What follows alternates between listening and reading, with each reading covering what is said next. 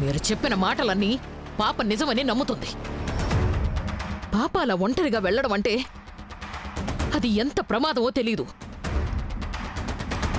ఆ దేవుడి దయ వల్ల తను క్షేమంగా ఉంది కాబట్టి సరిపోయింది. లేదంటే నేను గుండె పగిలి చచ్చిపోయేదాన్ని.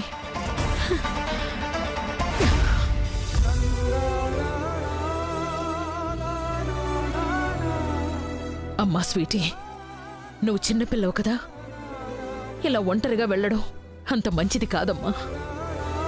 ఇంకెప్పుడూ ఇలా వెళ్ళకు, సరేనా? అమ్మమ్మ, నీకు విషయం తెలుసా? అతను కూడా నువ్వు చెప్పినట్టే చెప్పాడు. అతనా? ఎవరమ్మా అతను? నేను నడుచుకుంటూ వస్తుంటే అతను నన్ను ఇక్కడ డ్రాప్ చేశాడు.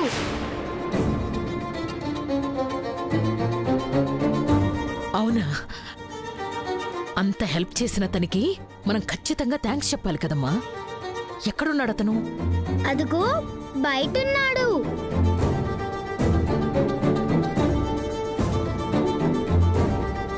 పద.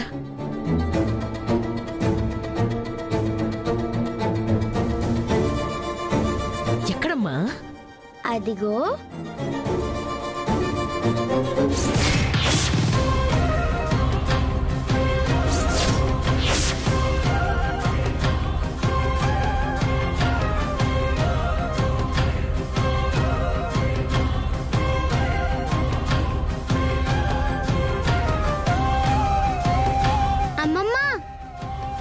చెప్తానొచ్చి చెప్పవేంటి?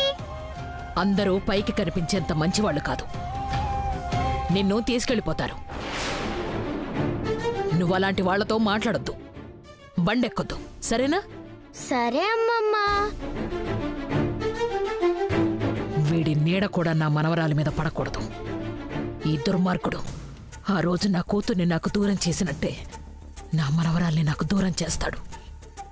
వీడు నా మనవరాల్ని కలవకూడదు, కలవకుండా దూరం చేయాలి.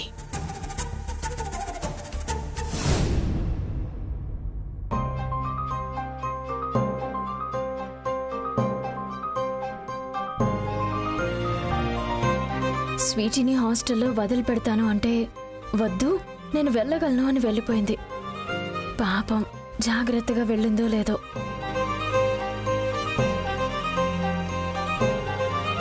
రాధికా, రాధికా. అత్తయ్య.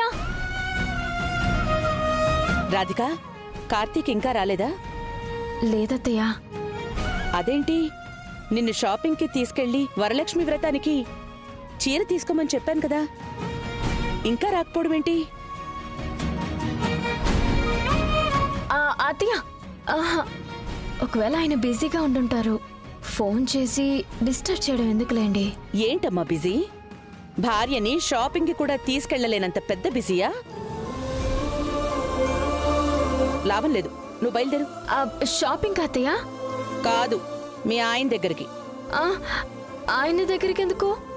మీ ఆయన వచ్చి నిన్ను షాపింగ్కి తీసుకెళ్ళడం జరిగే పనిలా కనిపించట్లేదు. అందుకే నువ్వే మీ ఆయన దగ్గరికెళ్ళి షాపింగ్కి తీసుకెళ్ళు. అత్తయ్య, అది వద్దు. నేను స్టేషన్కి వెళ్తే ఆయన నా మీద కోప్పడతారు. ఏంటి కోప్పడేది? నువ్వెళ్ళి ఏం మాట్లాడకుండా వాడెదురుగా అలా నిలబడు. నేను ఫోన్ చేసి మాట్లాడతాను. లేదత్తయ్య, అది కాదు. రాధికా, నేనేం చేసినా అది మీ మధ్య బంధాన్ని పెంచడం కోసమే. అందుకని బయలుదేరు. నీకే చెప్పేది, బయలుదేరు. అలాగే అత్తయ్య.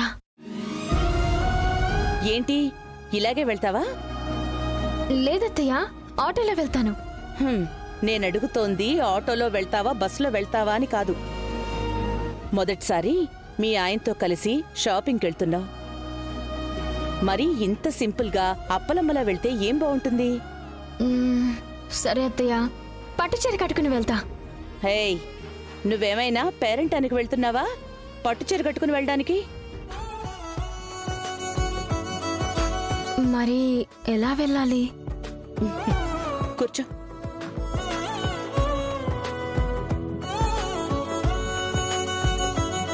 నువ్వు పల్లవిలాగా రెడీ అవ్వాలి.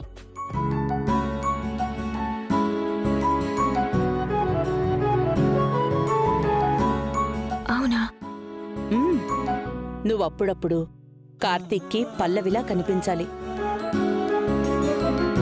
దానివల్ల నీలో వాడు పల్లవిని చూసుకుంటాడు.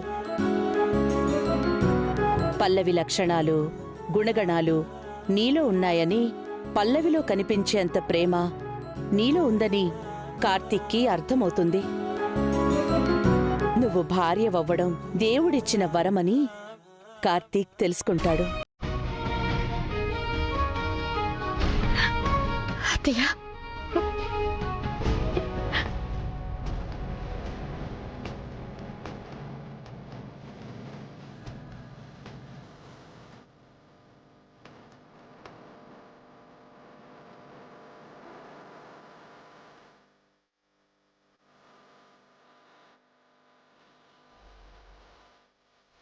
అయ్యో, ఆ కన్నీళ్ళేంటమ్మా? సాధారణంగా అత్తలు అంటే కోడళ్ళని సాధిస్తారు అంటారు.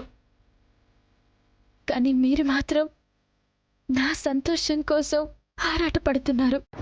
నువ్వు ఈ ఇంట్లో కోడలిగా అడుగు పెట్టిన రోజే మీ అమ్మ వాళ్ళకి చెప్పాను, నువ్వు ఒక పుట్టింటి నుంచి మరో పుట్టింటికి వస్తున్నావు అని.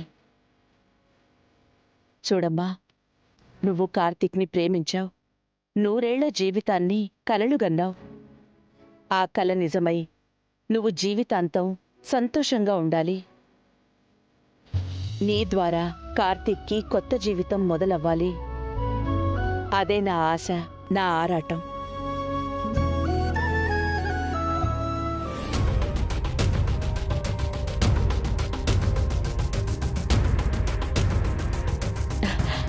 అందుకోసం నేను ప్రతి క్షణం నా వంతు ప్రయత్నం చేస్తూనే ఉంటాను. సరే పద, నిన్ను రెడీ చేస్తాను. చూసావా సకల, ఆ రోజు లంకలో ఉన్న సీతమ్మ తల్లిని రాములు వారు చేరుకోవడానికి ఆంజనేయ స్వామి వారధిగా నిలబడినట్టు కొడుకు కోడల్ని కలపడానికి మీ అమ్మ సారథిలా ఎంత ప్రయత్నిస్తోందో. వాళ్ళని కలపడానికి మా అమ్మ దైవంలా ప్రయత్నిస్తే నేను విడగొట్టడానికి రాక్షసిలో కుట్రలు చేస్తూనే ఉంటాను. భూమి ఆకాశం కలుసుకోవడం ఎంత అసాధ్యమో రాధిక కార్తీక్లు కలిసి బ్రతకడం కూడా అంతే అసాధ్యం. ఈ సకల బ్రతికొండగా అది జరగదు, జరగనివ్వను.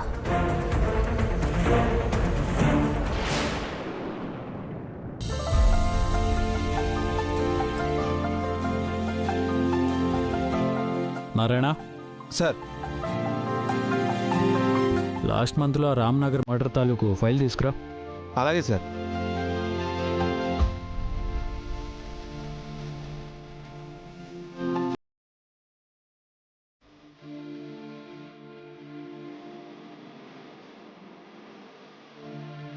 సార్, ఏయ్, మర్డర్ ఫైల్ తీసుకురామంటే నిన్నేదో మర్డర్ చేయడానికి వస్తున్నట్టు అరుపులంటే? Madam sir. మేడం ఎవరు? మీ మేడం గారు వస్తున్నారు సార్. మా మేడం ఎవరయ్యా?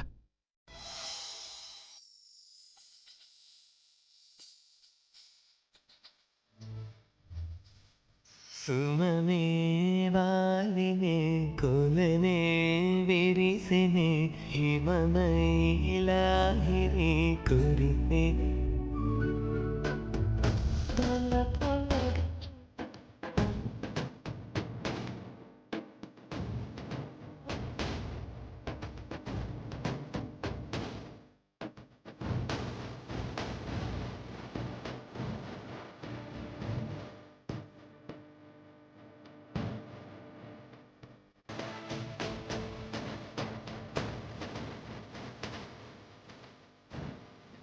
మేడం నమస్కారం. మేడం నమస్కారం బాబాయ్ గారు, బాగున్నారా? సార్ చూసారా? చూశానులేవయ్యా, ఒకసారి చూసినందుకు ఏదోలా ఉంది. చూసాక కూడా మళ్ళీ చూసారని అడుగుతావేంటి? బుద్ధి లేకుండా. నేను చూడమంటుంది మేడం గారిని కాదు సార్, మేడం గారిలో వచ్చిన మార్పుని. మేడం గారు ఇంతకు ముందు పూరి జగన్నాథ్ సినిమాలో హీరోయిన్లా చాలా యాటిట్యూడ్తో ఉండేవారు సార్. కానీ ఇప్పుడు బాపు గారి బొమ్మలా కె విశ్వనాథ్ గారి సినిమాలో హీరోయిన్లా మారిపోయారు సార్. ఆహాహా, వాటే మార్పు. చాలే అప్పు. ఆ, ఉమ్, నువ్వు నీ సినిమా పిచ్చి. ఆ, ఇక్కడికి ఎందుకు వచ్చావు? వినపడలేదా?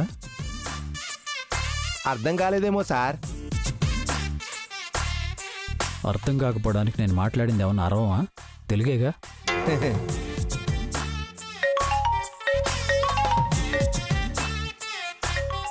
అమ్మ ఎందుకు ఫోన్ చేస్తుంది? ఆ ఫోన్ లిఫ్ట్ చేస్తే కదా సార్ తెలిసేది.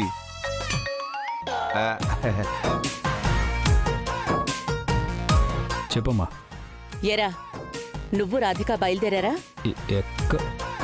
ఎక్కడికి అని అంత మైకంగా అడుగుతావేంట్రా? వరలక్ష్మి వ్రతం కోసం రాధికకు చీర తీసుకోవాలని నేను చెప్పాను కదా. రాధికని అక్కడికి పంపించాను. మీరిద్దరూ కలిసి వెళ్ళి షాపింగ్ చేయండి, సరేనా? సరేనా అని అడుగుతుంటే ఏం సమాధానం చెప్పవేంట్రా? సరేనమ్మా, అలాగే ఉంటాను. సరే. నేను కాస్త బిజీగా ఉన్నాను.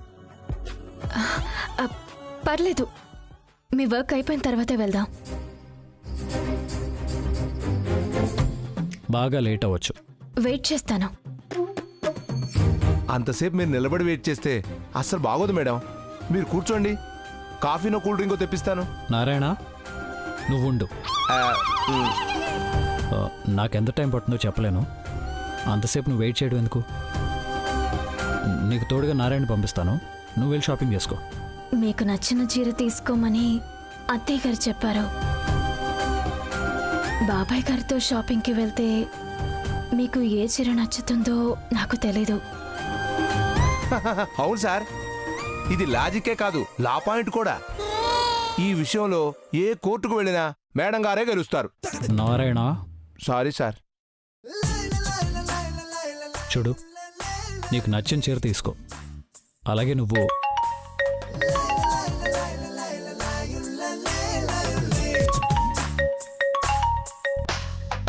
మళ్ళీ ఏంటమ్మా? రాధికని ఎవరైనా కానిస్టేబుల్కి ఇచ్చి పంపిస్తావేమో. అలా చేయకు. నువ్వే తీసుకెళ్ళి స్వయంగా నువ్వే కొనివ్వు. పండగలు, పూజల విషయాల్లో కొన్ని పద్ధతులుంటాయి. వాటిని నువ్వు తప్పకుండా పాటించి తీరాలి. అప్పుడే ఈ అమ్మ సంతోషంగా ఉంటుంది. లేదంటే ఆ బాధ నా మనసులో అలాగే ఉండిపోతుంది. అర్థమైందా? ఉంటాను. నేను ఇక్కడ మాట్లాడే ప్రతి మాట అమ్మకెలా తెలుస్తుంది? కొంపతీసి ఫోన్ ఏమైనా ఆన్ చేసి ఉంచావేంటి?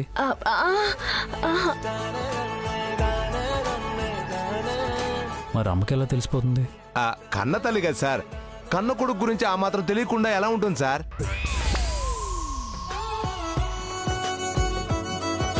సార్ మీరు త్వరగా బయలుదేరండి సార్, లేదంటే అమ్మగారు మళ్ళీ ఫోన్ చేస్తారు. అమ్మగారికి బ్రహ్మంగారిలా కాలజ్ఞానం తెలుసు అనుకుంటాను. మీరు త్వరగా బయలుదేరండి సార్, ప్లీజ్ మీరు త్వరగా బయలుదేరండి. పద.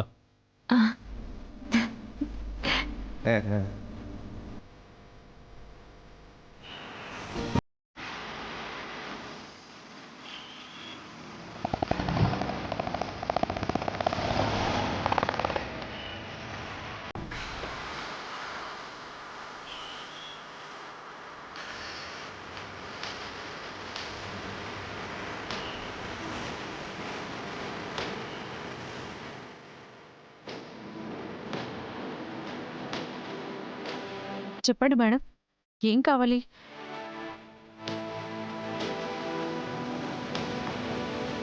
ఆవిడ అడుగుతుంటే అలా సైలెంట్గా ఉంటావేంటి? నిన్నే అడిగేది. కానీ చెప్పాల్సింది మీరే. ఏంటి? నేను చెప్తేనే వాళ్ళు శారీస్ చూపిస్తారా? నువ్వు చెప్తే చూపించరా? తీసుకోవాల్సింది మీరే కదా. ముందు అసలు ఇమ్మీడియట్గా పండగలకి చీరలు కొంటాన్ని బ్యాన్ చేసి పారేయాలి. అప్పుడు ఈ బట్టల షాప్ వాళ్ళందరూ మీ స్టేషన్ ముందు ధర్నా చేస్తారు. ఏమండి, వరలక్ష్మి వ్రతం కోసం మంచి శారీ చూపించండి. అలాగే సార్, రండి కూర్చోండి.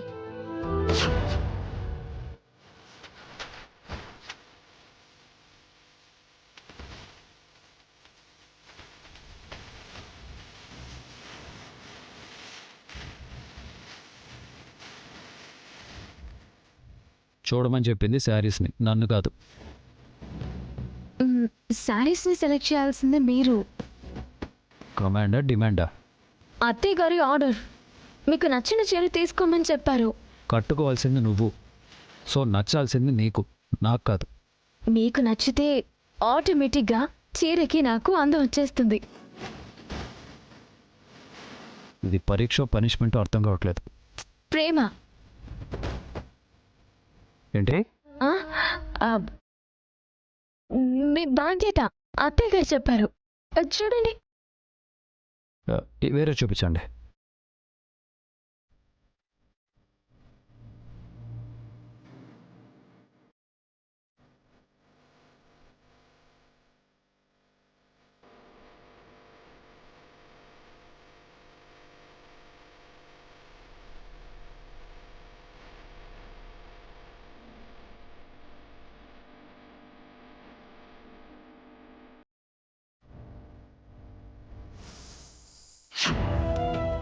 బాబా, ఈ కలర్స్ డిజైన్స్ ఇవన్నీ పెద్ద కన్ఫ్యూజింగ్గా ఉన్నాయి.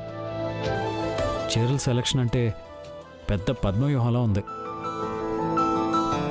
ఈ ఆడవాళ్ళు ఎలా సెలెక్ట్ చేసుకుంటారో ఏంటో. 2-3 సార్లు సెలెక్ట్ చేస్తే అదే అలవాటు అయిపోతుంది. ఏంటి అలవాటు అయ్యేది? చీరలు సెలెక్ట్ చేయడం కంటే మర్డర్ కేసు ఇన్వెస్టిగేట్ చేయడం చాలా ఈజీ.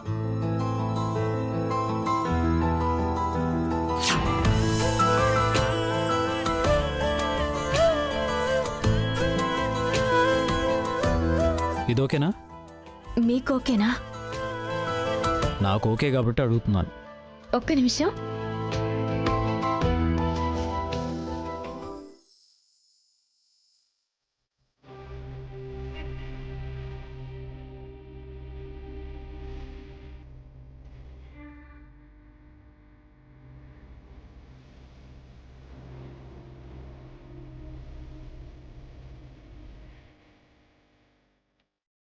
ఏమండి, ఈ చీర నాకు ఎలా ఉంది?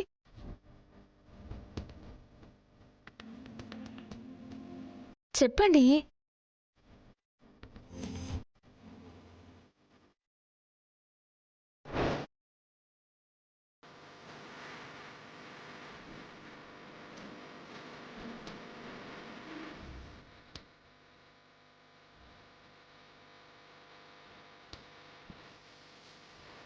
Beautiful, looking gorgeous.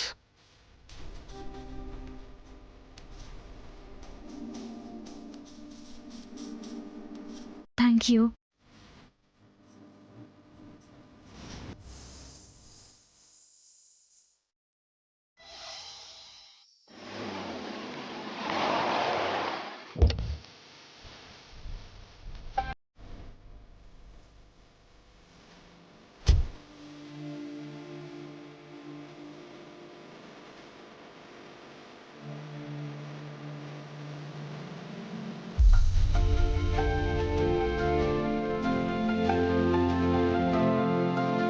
అమ్మమ్మా, ఇప్పుడు నా బర్త్డే కూడా లేదు కదా, మరి షాపింగ్ ఎందుకు? రేపు వరలక్ష్మి వ్రతం అని ఒక పండగుంది. మీ అమ్మ కోసం ఒక చీర తీసుకొని దేవుడికి చూపించాలి. ఓహో, అమ్మ దేవుడి దగ్గర ఉంది కాబట్టి చీరని దేవుడికిస్తే అమ్మని పంపిస్తాడు, అంతేనా?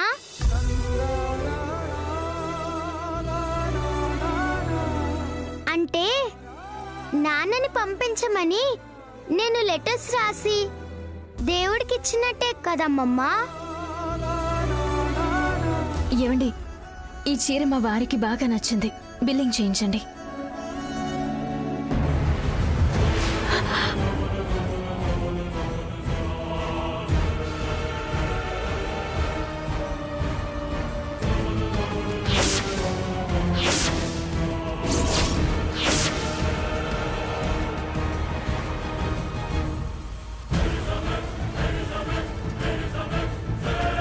ఈ చీర నాకు పిచ్చి పిచ్చిగా నచ్చేసింది. ఈ చీరని ఆయన నా కోసం సెలెక్ట్ చేశారు. మీరు వేరే సారీ తీసుకోండి. లేదు, నాకు ఇదే సారీ కావాలి. వన్స్ నాకు నచ్చిన తర్వాత రాజీ పడ్డం, వదిలేసుకోవడం ఈ సకల హిస్టరీలోనే లేదు. అరే ఇది నా కోసం ఆయన తీసుకున్న శారీ అని చెబుతుంటే వినిపించుకోకుండా అలా పంతం పడతారేంటి? ఈ శారీని నేను మీకు ఇవ్వనంటే ఇవ్వను. నేను కూడా డిసైడ్ అయితే డ్రాప్ అవ్వను. అక్క, ఇంత చిన్న విషయానికి ఆర్గ్యుమెంట్ ఏంటి? అర్థం లేకుండా. ఒక నిమిషం ఉండు. అమ్మా, ఈ సేమ్ శారీ ఇంకోటి ఇవ్వండి. ఇది సింగిల్ పీస్ శారీ అండి. ఇలాంటిది ఒకటే శారీ ఉంది.